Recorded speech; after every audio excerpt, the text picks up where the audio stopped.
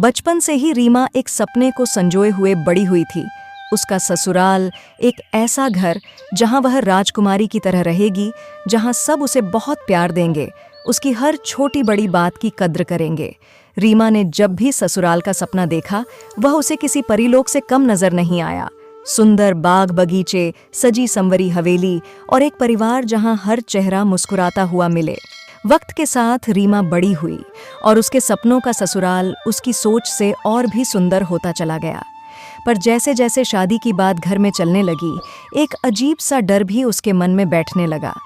उसकी माँ उसे बार बार समझाती, बेटी, ससुराल एक सपना हो सकता है, लेकिन उसमें सच्चाई के रंग भरने के लिए तुम्हें खुद ही मेहनत करनी पड़ेगी। रीमा अपनी माँ की बातों को ध्यान से सुनती और कहती, माँ, आप चिंता ना करें, मैं आपको कभी भी शिकायत का मौका नहीं दूंगी। लेकिन दिल में वही पुरानी परी की कहानी वाला सपना बसा हुआ था।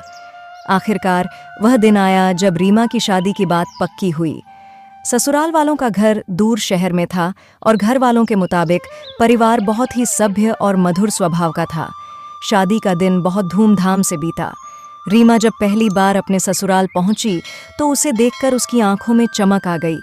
सच में घर किसी पुराने महल जैसा दिखता था।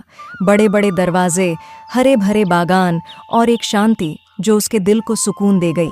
रीमा ने वहां के लोगों के साथ वक्त बिताना शुरू किया।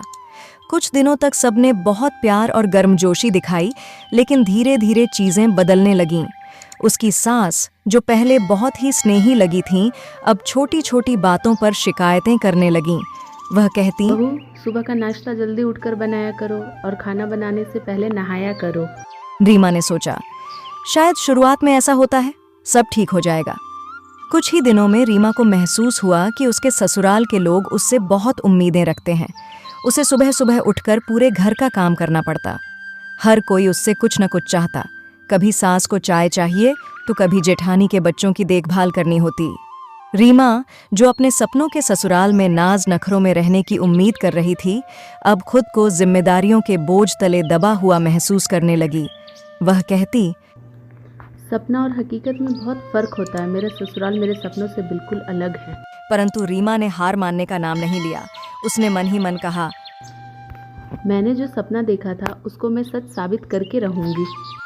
उसने दिल से अपने ससुराल के हर काम को अपनाना शुरू कर दिया। रीमा हर दिन अपने परिवार के लिए कुछ न कुछ अच्छा करती। कभी स्वादिष्ट खाना बनाती तो कभी पूरे घर की सफाई शुरू कर देती। धीरे धीरे उसका ये समर्पण उसके ससुराल वालों के दिल को छूने लगा। उसकी सास, जो पहले बहुत कठोर लगती थीं, अब रीमा की मेहनत की तारीफ करने लगीं। वह कहती, मेरी बहू तो वाकई में बहुत ही मेहनती और सुशील है। मुझे उसको पहचानने में बहुत बड़ी गलती हो गई। उसकी ननद भी उसकी तारीफें करती और कहती, हम सभी लोगों से बहुत भूल हुई है। हमने भाभी को बहुत दुख पहुंचाया है। भाभी वाकई तारीफे के काबिल है। अब उसकी ननद अपनी भाभी को अपनी सहेली जैसा मानने लगी थी। ससुराल का माहौल अब थोड़ा बदलने लगा था और रीमा को लगा कि उसका सपना धीरे धीरे साकार हो रहा है। पर असली बदलाव तब हुआ जब रीमा ने खुद से कहा कि सपनों का ससुराल बाहरी साज सज्जा से नहीं, बल्कि रिश्तों की गर्मजोशी से बनता है। मैं खुद अपने ससुराल को उस परीलोक में बदल सकती हूँ जो मैंने बचपन से अपने मन में बसा रखा है।